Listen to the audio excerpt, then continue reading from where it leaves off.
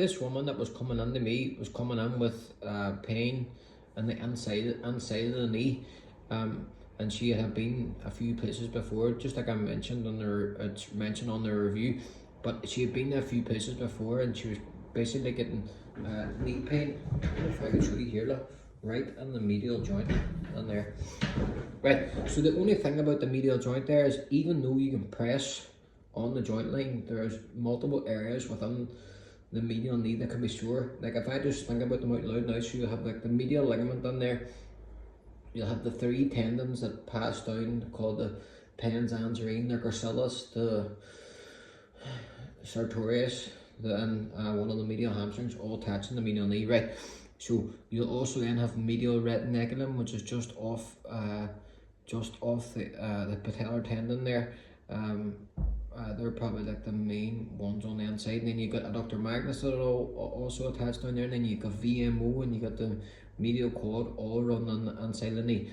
So even though someone's got pain on the inside of the knee, you can't directly just say, oh right, they're putting too much pressure on the joint line, or it's your meniscus, or you can't just directly say, oh, because of your age they got arthritis. So personally, I just believe that the industry is failing so many people by that. Like, not just the injury that, or not just the industry that I'm in, but like in a wider sense too. You think about GPs and surgeons and doctors and all that. So just because someone is of a certain age and they get pain in the inside of their knee, you can't just say, oh right, you're at the age now, you got arthritis, this is the way it's going to be, it's not going to get any better than this, and this is the way it is. We should be fighting to try and get people better outcomes than that. So, and this is the perfect example, and I'll bark on about it very often in here. So for this woman that was coming in, she was 65 years old. So you could have just read her off and go, oh well, you have pain in your knee there now, you're coming to that age now, or maybe we'll put you on the waiting list to see the consultant now, you'll end up needing a new knee. I just think a far better way of working, going, well, let's just see if we can decrease this pain from being unbearable and not being able to get up out of his seat and walk, or not being able to walk on beaches or walk around the town, which she wanted to do. Why don't we try and fight and provide a better service for them to try and at least reduce the pain in their knee. So anyway, so I knew that we were getting booked in for an MRI scan anyway. She was getting that through the NHS, and it was going to get booked in, that it was coming down the line. But I just thought, well, let's just try and get things working better. So I'll say one very common saying in here now, and I've learned this from other people. None of the stuff that I do is the stuff that I have learned, really. I've learned from other people and then just managed to put it into practice in here. Obviously I've developed loads of what would the word be, loads of examples, because I'm here doing it every day, seeing the results happen, seeing what's not working, seeing what is working. Anyway, so one common saying that I'll say so often in here is that a lot of our answers are within the muscles. So rather than looking at MRI scans or joints or all this fancy stuff and bursas and all this common stuff, really what we should just get better at is learning how to test the muscles. If the muscles aren't testing well, get better at figuring out how to get them muscles holding the test, which is a whole different conversation for a different video. Anyway, so if you think about the muscles that attach in the knee, right, so you just think about 4 quads. If you think about the medial fibers of the rect fem will attach in there as well. Then you have the adductor muscles, so you'll have 3 of the adductor muscles that will attach in there, that's 8. Then you have the calf muscle that attaches in there, the gastroc, which have 2 heads, that's 10. You'll have the popliteus in behind the knee.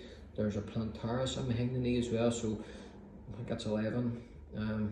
Then you'll have the 3 hamstrings that attach behind the knee. Then you have all these other muscles that influence the knee in terms of TFL, glute med, glute min, glute max, are all attached under the IT band and run the lateral leg. So if we're able to test all those muscles and figure out which ones aren't working well in terms of this knee, then we should just figure out a way how to get them testing better. So for this woman, then we were just going, right, here is the certain weaknesses now. We have to try and get these weaknesses testing better, do some rehab to make sure they keep coming back testing better, and as we earn more stability then at the knee joint. Maybe then we might reduce some of the compression on the inside of the knee. So another great thing that I've learned now, and it's not even that I think I know this, I see it happening in here, so no one, I'm probably safe to say I know it for sure.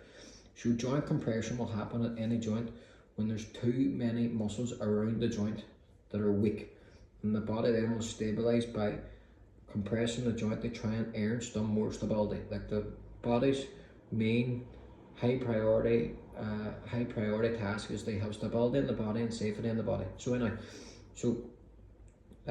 over time we had seen which muscles weren't firing well, and I'm a big fan of isolated muscle work rather than just going, well, your knee's sore, so do this squat or do this exercise. It's going to get all the muscles working together, and if they all work together, you're in a better place. My view on that would be, if you're going into a squat and there is multiple muscles that are weak and multiple muscles that are compensating, it's probably the compensators that are doing more of the work. The weaknesses will get left behind. Then you're adding strength to muscles that are already dysfunctional. Anyway, so to be honest, this client was in over about 18 months, right? And fair play to her, at age of 65, been able to grind through that and have loads of ups and downs.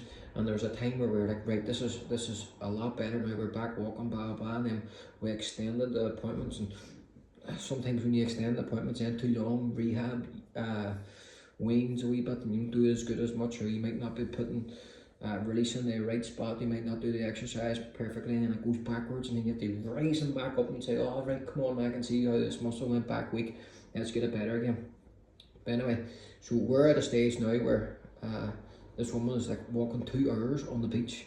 She went on holidays there, went on holidays to Dublin, and was walking around for 5 and 6 days and out walking people who were younger than her. And only maybe like a year ago or a year and a half ago she was struggling to get out of the seat. We haven't done anything in terms of intervention other than getting muscles. Some muscles they relax, and then some muscles they activate better.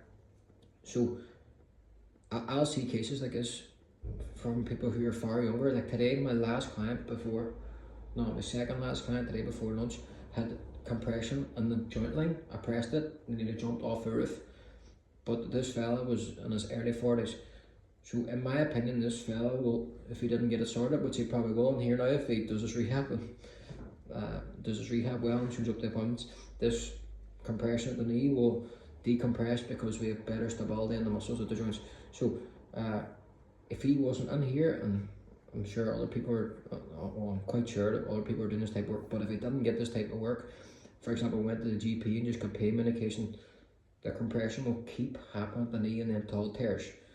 Then it tears that bad, then it's either a surgery or you're on that waiting list then for arthritis. So we have to get better outcomes at the start. And for this woman now, just proves that theory to me now. So she is 65 years old, back walking, back doing what she loves, and we've still a bit of hurdle to go. There's still a bit of pain in there.